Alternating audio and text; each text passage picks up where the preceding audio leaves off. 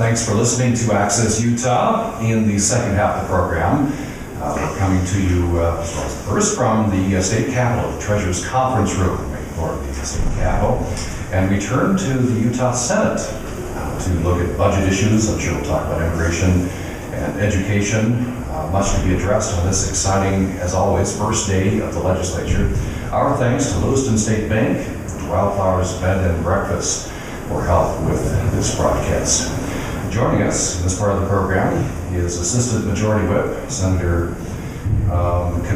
Peter Knudson, representing District 17, Box Elder, Cache, and Tooele counties. Thanks for joining us. Thank you very much. You know, I'm very impressed with this room. It's the conference room for the treasurer, and as you can see, it's very austere, so we got a good treasurer. Yeah, that's true. It's true. That's probably a good sign. Yeah, it is. Also joining us is the Minority Leader in the Senate, Romero, who represents District 7 in Salt Lake County. Senator Romero, thanks for coming. Happy to be here. And this is a new position for you. It is. I understand, newly elected to lead the Democrats in the Senate.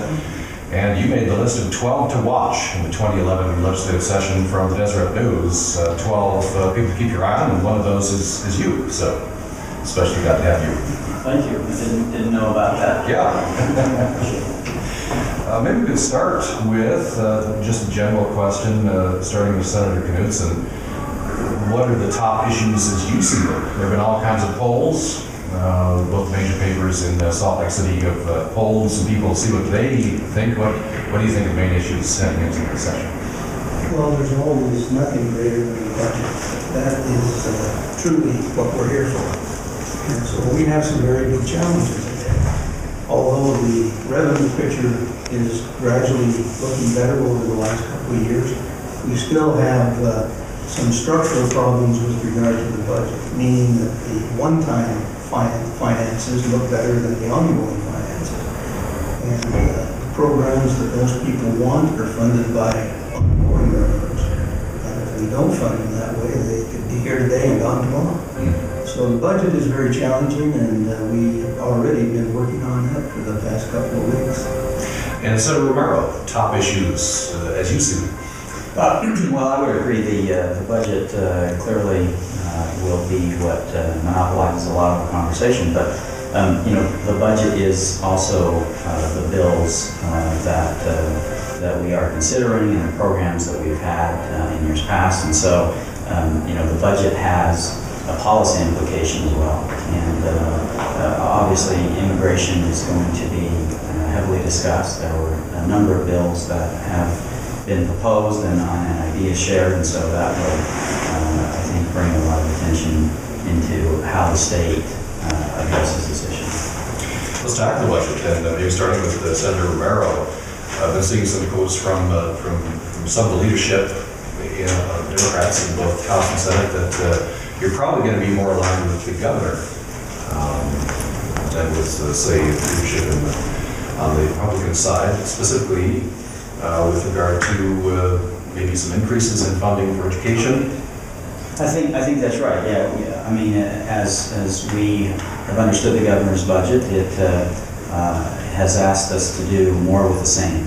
And so, starting off from a premise of taking initial cuts is a challenge for I think a lot of my colleagues on the Democratic side, because we have been doing that for the last few years. We've been starting out with cuts, and so there's been a 13% drawdown in some different budgets throughout the state over the last few years. And so I think because these programs were worthy to support initially, their effectiveness hasn't gone away, and they have been asked to do more with less. And we think that we need to find other ways of making sure we enhance those programs, sustain those programs, and in public education specifically, to make sure we're funding the enrollment growth. So to the extent that the Republican legislators disagree with that, I guess we would be more aligned with the governor. But again, where we start is not where we end up. I mean, it is important that everyone realize that as we move forward.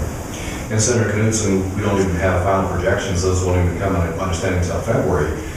But with projections that you're seeing on the economy, reading some Republicans are saying the governor's budget is depending on maybe a little too rosy of an economic projection. I wonder your take on the governor's budget. Well, projections are just what you say, they're projections. And I don't have an argument with the governor projecting rosy pictures, that's good. But finally, we have to deal with reality, and that's our job. And not that the governor's a daydream or anything like that. I have great respect for our governor, and I think he's hopeful that his budget projections hold up. We're not sure, and so we always take a more conservative approach because we're charged with that responsibility to make sure the budget balances. So we don't want to create hopes that we can't fulfill. And I'd rather wait and see what February looks like when we get our revenue pictures before we talk in terms of finality. We've asked the sub-appropriation committees to take some cuts in their planning so that it doesn't hit them all at once at the end. So at least they're prepared where, if need be, cuts can be made.